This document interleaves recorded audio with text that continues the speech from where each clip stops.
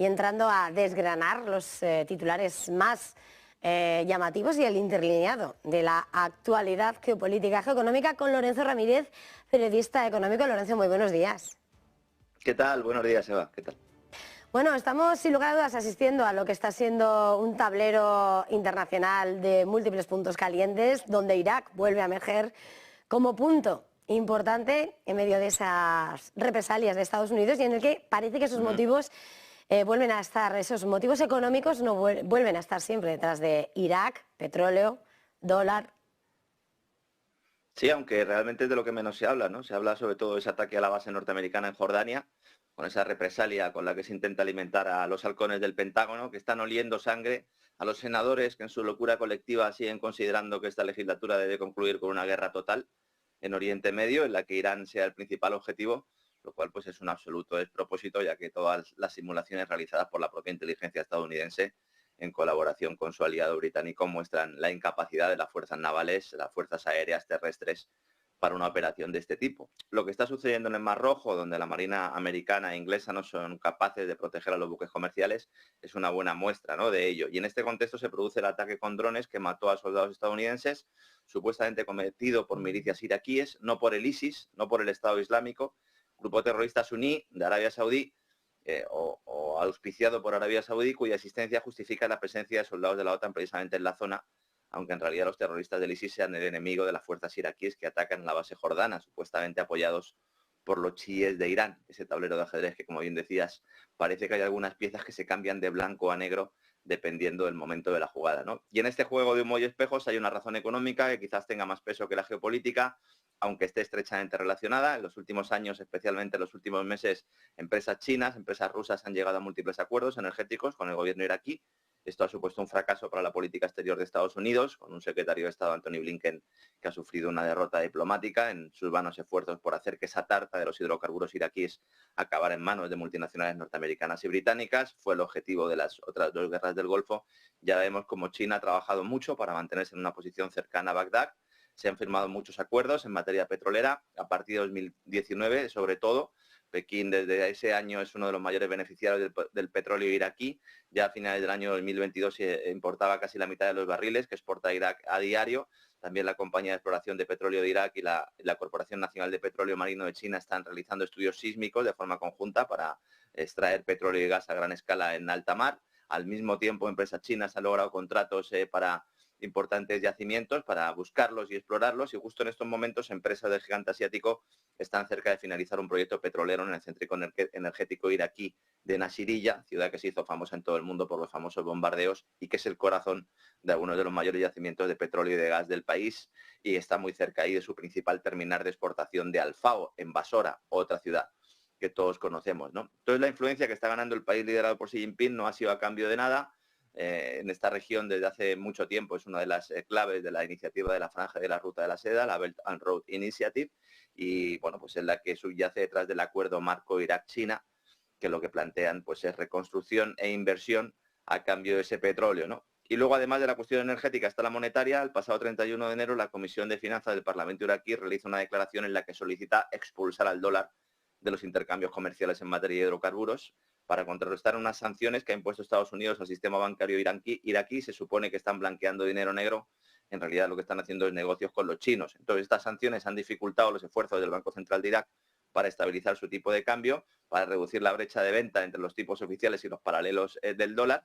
Bueno, pues al final aquí lo que tenemos una vez más es una guerra monetaria importante, ¿no? El Tesoro estadounidense ha declarado que Washington espera que Bagdad ayude a identificar y desbaratar esos fondos de facciones de la resistencia de Irak. Los bancos iraquíes se niegan y justo en ese momento pues se produce la oportuna intervención, ¿no?, sobre la base jordana, que además tiene muchos visos de ser un ataque de bandera falsa, según están informando incluso determinadas personas dentro del ámbito anglosajón, y lo que tenemos pues es una batalla por el dinero, una batalla por la economía, que vuelve a ser un elemento determinante para explicar esos movimientos geopolíticos y bélicos, Eva. Más allá de esos movimientos geopolíticos, quería que nos centrásemos esta mañana también en lo que va a ser la agenda de Larry Fink, de BlackRock. Ha hablado con Javier Milei, el presidente argentino, sobre posibles inversiones. Va a ir en mayo Y bueno, todo ese viaje llega en medio de lo que van a ser las inversiones que busca el mayor gestor del mundo frente a ese espectro de privatizaciones que va a llevar a cabo Milei. Y todo esto, evidentemente, bajo su asesoramiento. ¿Cómo se tiene que leer el interlineado de esas negociaciones? No, esto va a ser una privatización digital, porque va a ser a dedo. Entonces aquí sí que podemos decir que va a ser una privatización digital y ya tiene algunos ganadores, ¿no? Efectivamente, en este viaje lo que quiere hacer Larry Fink es mostrar el respaldo por un país que él mismo había rechazado ya hace mucho tiempo. En el año 2020 dijo que no iba a volver a invertir en Argentina, a no ser que las circunstancias cambiaran. Han cambiado, ahora va a acudir al país, va a dialogar, nos dice la Casa Rosada y BlackRock, sobre posibles proyectos de inversión junto a empresas locales. Pero esto en realidad no es nada más ni nada menos que una parte del pago que hace Milei a Wall Street por el acuerdo para recibir dólares e inversiones para intentar acometer ese proceso, ese proyecto de dolarización. Fíjate, si antes hablábamos de desdolarización, Argentina es uno de los países elegidos por las grandes élites precisamente para mostrar al resto del mundo que se puede dolarizar a un país y que el dólar sigue siendo una divisa importante, una divisa en la que confiar. El problema, como siempre, son las dudas sobre la limpieza de ese proceso privatizador, porque BlackRock ya ha comprado títulos de deuda argentina, ha comprado acciones de empresas nacionales para tomar posiciones, entre ellas destaca evidentemente la petrolera YPF, y la idea es que en mayo, cuando llegue fin, que el gobierno de Milei ya le haya preparado el menú, ya esté todo listo. Un dato importante en este contexto es que al caerse el paquete fiscal, que ha sido rechazado, la moratoria y el blanqueo en la ley Omnibus, una de las pocas fuentes de llegada de dólares que le quedan a Milei precisamente es la privatización de empresas del Estado. Vemos, por lo tanto, una especie de remake de lo sucedido durante los gobiernos de Menem en los años 90 del pasado siglo, y luego además de las empresas energéticas, y aunque BlackRock no lo haya dicho oficialmente, Fink está muy interesado en firmas de servicios, en tecnología y sobre todo en mineras, como hay una empresa que se llama Newco, donde ya está BlackRock, que es una de las firmas que explotan el litio, uno de los grandes atractivos que tiene Argentina en el subsuelo, empresa en la que ya está BlackRock y determinante para esa cuarta revolución industrial o revolución de la economía tecnológica. Todo esto se va a acompañar con un gesto diplomático de la Casa Blanca y el Pentágono, que también tiene trampa. Van a mandar al portaaviones USS George Washington, que va a llegar a las costas argentinas. Va a ser la primera vez desde el año 2010 que un buque de este tipo visite el país. Va a ser también en mayo. Mayo va a ser el mes clave, ¿no? Que es un gesto también contra China, porque el buque principal de la séptima flota de Estados Unidos, con base en Japón, es el único portaaviones estadounidense en el Pacífico. Este es el que reemplazó al USS Ronald Reagan, y esto evidentemente pues causa tensiones con China, que no quiere tener cerca a su rival en una zona que domina. Y la jugada de Estados Unidos en el Atlántico Sur también es una jugada frente a la potencia asiática, cuya presencia en Hispanoamérica, en Latinoamérica, pues ha crecido de manera muy fuerte, especialmente en Argentina. Entonces, si el operativo no se incluye en el actual tratamiento en el Congreso de la tradicional ley de entrada y salida de tropas al territorio nacional, podríamos ver, al menos eso es lo que está apuntando la prensa argentina, una ceremonia de bienvenida en alta mar por parte del gobierno argentino que puede ser espectacular, y entonces Milei y sus ministros irían incluso en helicóptero hasta el USS George Washington, porque no puede amarrar en ningún puerto en Argentina porque no hay infraestructura para que se produzca este amarre. Esto se produce una vez que Washington da luz verde a la entrega de dinero a Argentina a través del Fondo Monetario Internacional, de que Milei haya decidido no entrar en los BRICS y haya anunciado también que va a comprar una flota de aviones supersónicos F-16 a Estados Unidos y no a China. Entonces veremos hasta qué punto Estados Unidos es capaz de sustituir a China como proveedor de divisas y comprador de materias primas a Argentina, que es esta la apuesta de Milei por jugar la carta del dólar frente a la del yuan, una estrategia que es arriesgada, que puede volverse en contra de un presidente argentino, pero que es una de las bases de la Casa Blanca, como digo, del Tesoro y de Wall Street, para defender la hegemonía del dólar frente a la divisa china. Yo personalmente ya he dicho en muchas ocasiones que creo que él debería jugar con las dos barajas, que debería hacer un poco lo que hace Arabia Saudí, negociar con China y negociar con Estados Unidos, porque yo creo que así pues sacaría un mayor partido. El problema es que, aunque China no tiene problema en que Argentina negocie con Estados Unidos sí tiene serios problemas con que Argentina negocie con China, y una de las condiciones que se han puesto es esta, lo cual es paradójico porque BlackRock es uno de los principales inversores occidentales en China. Vemos que al final siempre hay clases y donde manda patrón no manda marinero, Eva. Que parte y reparte se lleva la mejor parte, no digo más. Antes de terminar, no nos queda mucho tiempo, pero lo que también es importante, mirando lo que siempre va sobrevolando esa sombra de Soros, detrás de lo que está siendo ese ataque mediático a agricultores y ganadores europeos.